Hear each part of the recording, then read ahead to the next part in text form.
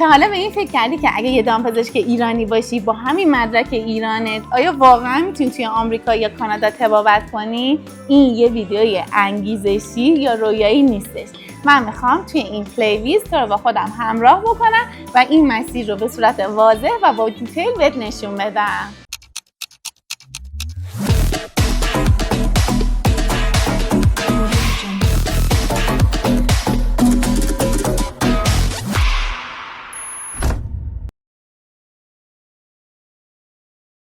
سلام، من شادیم. به کانال یوتیوب من خوش اومدین.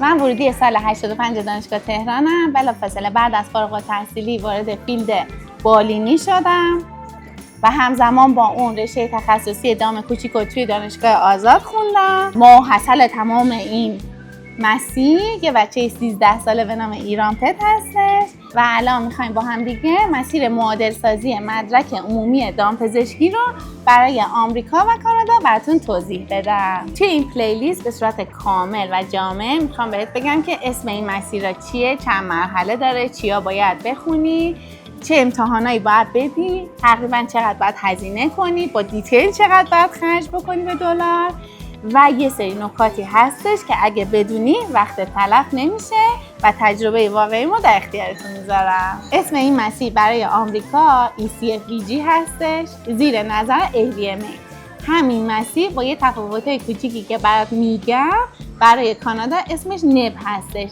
زیر نظر CVMA. مراحل معادل سازی مدرک عمومی دامپزشکی برای آمریکا به این صورت هستش. اولش میری تو سایت AVMA ثبت نام میکنی، بعد مدارک رسمی دانشگاه رو براشون ارسال میکنی. حالا نوبت اینه که امتحان زبان بدی. من امتحان کیل دادم و بعد توی امتحان BCSC شرکت میکنی. حالا وقتشه که مدارک جراحی رو براشون ارسال کنی و 2 تا امتحان میمونه، یه دونه امتحان عملی CPE و یه دونه امتحان نهایی نقلی. بعدش لایسنس رو میگیری و به عنوان یه دامپزشک قانونی توی آمریکا میتونی کار کنی. فرق مراحل تطبیق مدرک آمریکا و کانادا فقط توی یه امتحان عملیه. پس توی این ویدیو هر جا که شنیدی من گفتم BCSC یا نقلی، برای هر دو تای این مسیرها لازم هستش. 2 تا سوال پرتکرار: آیا مدرک تخصص من یا هر کسی مثل شما به درد میخوره توی این مسیر؟ نه عزیزم، به هیچ دردی نمیخوره. چه تخصص بالینی داشته باشی، چه تخصص کلینیکال داشته باشی، هیچ کدوم از تخصصا به درد نمیخوره. و سوال دوم پرتکرار این هستش که من دانشجوی سال آخرم، میخوام وارد این مسیر بشم، از الان میتونم این کار بکنم؟ یه جوری آره، ولی در واقع نه، به خاطر اینکه در نهایت تو نیاز داری که اون مدرک رسمی از طرف دانشگاه صادر بشه و برای اونها ارسال بشه.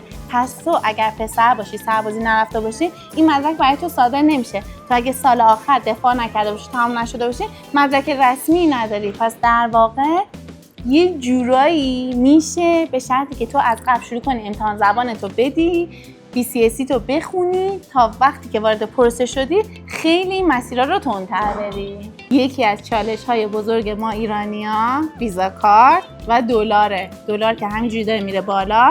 خیلی همون هم ویزا کارت رو نداریم. خب خیلی نترسیم، یکم بترسیم. این مسیر یه چیز حدود $15,000 تا $20,000 هزینه‌شه، ولی نه یهویی، تیکه تیکه. برای تمام این پولا رو باید خرج کنیم. اگه نگرانی که ویزا کارت نداری، من توی این ویدیوها بهت میگم چیکار بکنی که این پولا رو بتونی پرداخت بکنی. نگران این قسمتش نباش.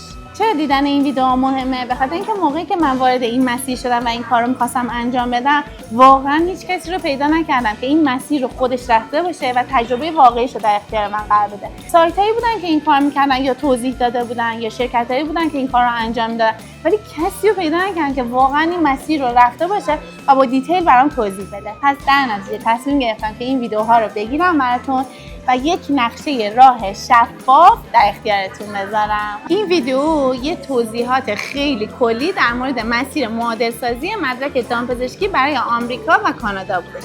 توی ویدیوهای بعدی با دیتیل خیلی زیاد، عمیق میخوام براتون توضیح بدم که چی کارا باید بکنی.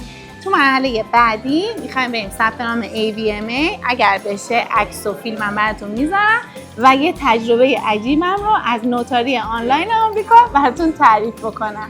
اگر که توی این مسیر هستی حتما برام کامنت بذار، بهم بگو کجای مسیر هستی و تمام سوالاتت رو برام کامنت کن. اگر از این ویدیو خوشتون اومد لایک، سابسکرایب یادتون نره. بای بای.